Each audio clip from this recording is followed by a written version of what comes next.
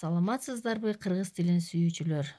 Сиздер менен дагы саламдашканыма кубанычтамын. Бүгүнкү өтүлүүчү темабыз СПИД жана ВИЧ жөнүндө.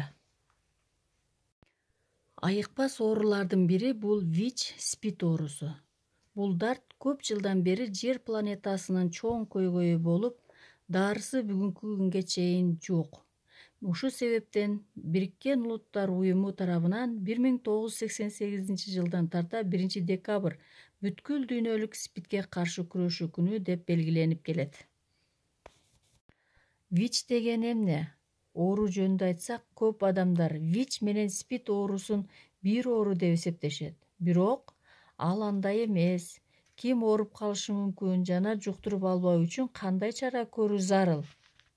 Бул вирус адамдын иммунитетин зыянга учуратып, СПИД оорусун пайда кылат.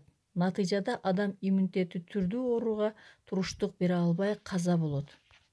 СПИД деген эмне? Кыргызча которулушу кабылданган иммун жетишсиздик синдрому. Иммунитет бул ар кандай зыяндуу бактерия жана вирустардан коргоочу адам организминин системасы.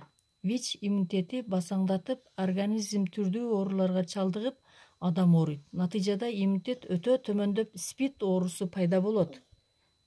Бүгүнкү күндө ВИЧ инфекциясы менен күрөшүүгө болот. Аны антиретровирустук терапия менен дарылайт. Анын ичинде ВИЧ болгон кош бойлуу айымдардын балдарын дагы дарылоого болот. Антиретровирустук терапия ар бир өлкөнүн, анын ичинде Кыргызстанда да өз жарандары үчүн акысыз жүргүзүлөт.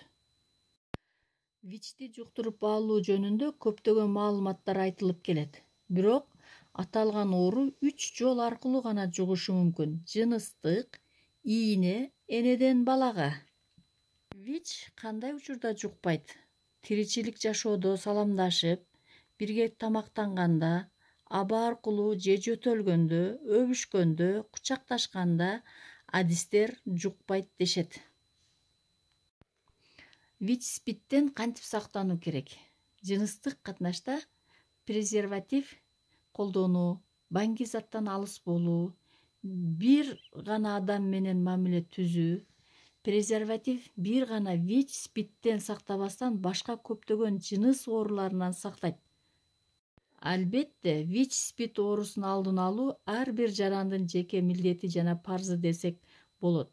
Ал эми каттоодо турган бейтаптар дарыгерлердин көзөмөлүндө болот.